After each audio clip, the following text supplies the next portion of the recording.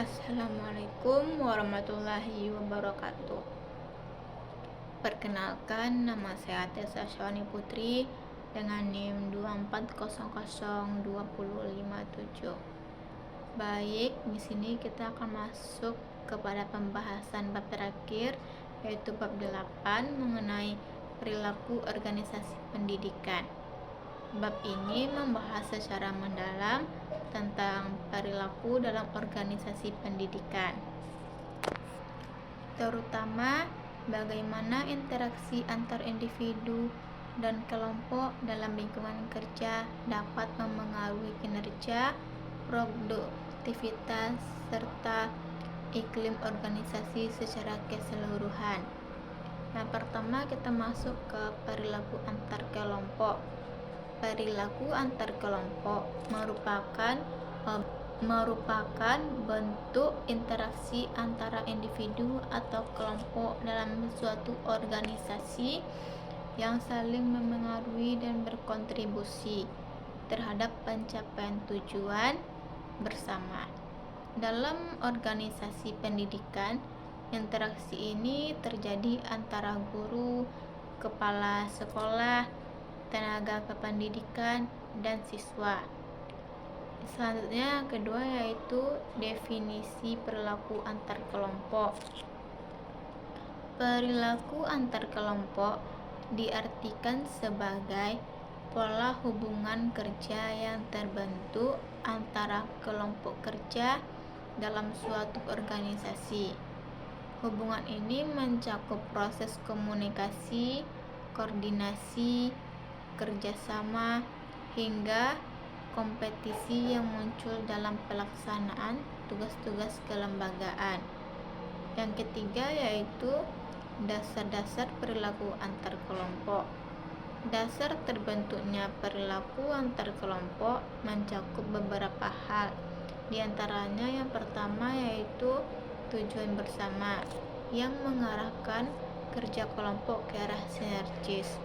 Yang kedua, nilai dan norma yang mengatur perilaku kelompok agar tetap dalam batasan etika dan aturan organisasi. Yang ketiga, struktur organisasi yang membentuk pola hubungan antara anggota kelompok dan memengaruhi dinamika interaksi mereka.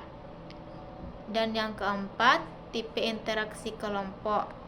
Di dalam organisasi pendidikan, interaksi antar kelompok dapat berbentuk kooperatif, kerjasama.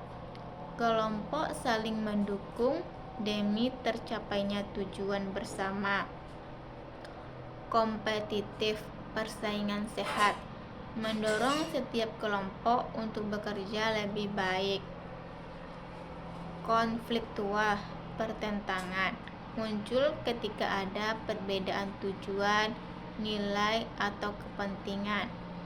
Pemimpin pendidikan harus mampu mengenali dan mengelola ketiga tipe interaksi ini agar konflik tidak merusak, melainkan menjadi sumber inovasi dan pertumbuhan. Yang kelima yaitu strategi menata perilaku antar kelompok. Beberapa strategi yang dapat dilakukan untuk menciptakan perilaku antar kelompok yang sehat dan produktif meliputi membangun komunikasi efektif agar tidak terjadi kesalahpahaman, mendorong kerjasama lintas kelompok untuk meningkatkan solidaritas dan keterpaduan kerja, mengelola konflik secara konstruktif dengan pendekatan dialog dan musyawarah, memberikan pelatihan interpersonal untuk meningkatkan keterampilan sosial anggota organisasi. Baik, selanjutnya kita masuk ke daftar pustaka pada buku kepemimpinan ini. Mungkin hanya itu saja yang dapat saya jelaskan pada bab 8 ini. Kalau ada kesalahan kata, mohon dimaafkan. Wabillahi taufiq wal hidayah. Wassalamualaikum warahmatullahi wabarakatuh.